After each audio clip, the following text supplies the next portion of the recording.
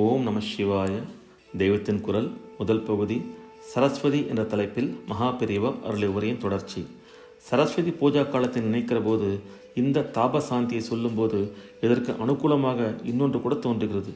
வெளி உலகம் எப்படி இருக்கிறதோ அது நம் மனசையும் அப்படி ஆக்குகிறது. பல பலவென்று விடுவதை பார்த்தால் நமக்கும் ஒரு உற்சாகம் உண்டாகிறது.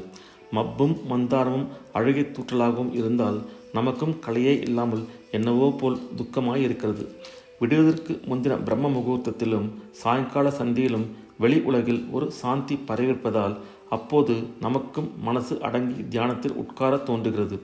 வெளி உலகம் இப்படி தன்மயமாகும் போது உள்ளத்தையும் தன்மயமாக்க பிரயாசை செய்தால் சாதாரணமாக மற்ற சமயங்களில் இருப்பதை விட சுலபமாக மனசை நிறுத்தி உள்ளும் புறமும் ஒன்றாகி சாந்தத்தில் தோய்ந்திருக்க அனுகூலமாக இருக்கிறது.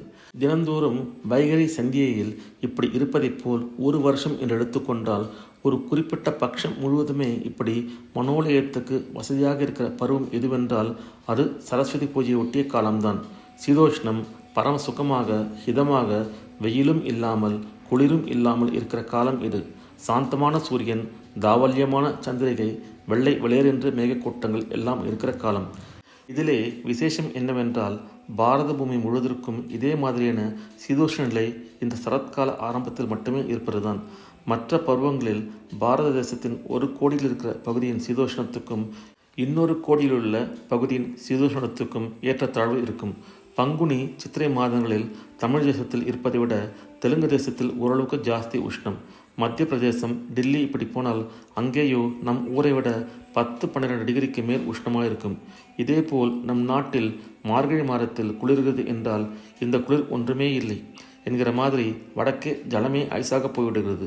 நம் சீமையில் ஓயாமல் மழை கொட்டுகிற ஐப்பசி கார்த்திகையில் வடக்கே மழை இல்லை. பக்கத்திலே கேரளாவில் வைகாசி ஆணியில் மழை கொட்டு கொட்டு என்று கொட்டுகிற போது நம் ஊரில் கோடை மழை என்று ஏதோ கொஞ்சம் பெய்தாலும் ஒரே வெயிலாக வறட்சியாகவே இருக்கிறது. இதே சமயத்தில் விந்திய பர்வதத்தை சுற்றி மத்திய பிரதேசத்திலும் மான்சூன் மழை கொட்டுகிறது. இப்படி ஒவ்வொரு பிராந்தியத்தில் ஒவ்வொரு தினசாக இருக்கிற சீதோஷ்ணம் சரத்ருதின ஆரம்பமான சரஸ்வதி பூஜா காலத்தில் தேசம் முழுவதற்கும் ஒரே மாதிரியாக 95 டிகிரிக்கு மேலே போய் புழுங்காமலும் 75 டிகிரிக்கு கீழே போய் குளிரில் நடுங்க வைக்காமலும் ரொம்பவும் ஹிதமாக சுக சீதோஷ்ணமாக இருக்கிறது. இந்த சமயத்தில் காஷ்மீரத்திலிருந்து டில்லி, காசி, கல்கத்தா, பம்பாய், காஞ்சிபுரம், குடகு, கன்னியாகுமரி என்று எல்லா ஊர் வெதர் ரிப்போர்ட்டையும் பார்த்தால் அதிகபட்ச குறைந்தபட்ச டிகிரிகள் எல்லா இடத்திலும் கிட்டத்தட்ட ஒரே மாதிரியாக இருக்கிறது. மற்ற சமயங்கள் ஒரு சீமைக்கும் இன்னொன்றுக்கும் இடையே 8-12 டிகிரி வரை வித்தியாசம் இருந்தது போல் இப்போது இல்லை. சீதோஷ்ண ரீதியில் இந்த ஒரு சமயத்தில் நாம் வேறு வேறு என்று பிரிந்திராமல், அதாவது துவந்தம் போய் எல்லோரும் ஒரே மாதிரி நிலையில் சேர்ந்திருக்கிறோம். ஞானத்தினால் எல்லாம் ஒன்று என்று துவந்தங்களை போக்கி வைக்கிற வித்யா அதிதேவதையின் தெளிவான சொரூபம் போலவே இந்த சீதோஷ்ணம் இருக்கிறது. நம் தேசம் முழுவதும் இப்படி சம சீதோஷ நிலையும் வெண்ணிறமும் சாந்தமும் அமையும் போது வெளி உலகின் சேர்த்தால் உள்ளுக்கும் சுலபத்தில் அந்த சமநிலையை உண்டாக்கி கொள்ள வசதியாக இருக்கிறது.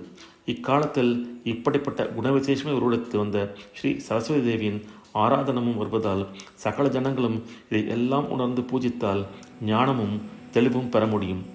ஓம் நம சிவாய. இந்த அருள் உரையின் தொடர்ச்சியை அடுத்த பதிவில் பார்க்கலாம். ஓம் நம சிவாய. ஹரஹர சங்கர, ஜெய ஜெயசங்கர, காஞ்சி சங்கர, காமகோட்டி சங்கர.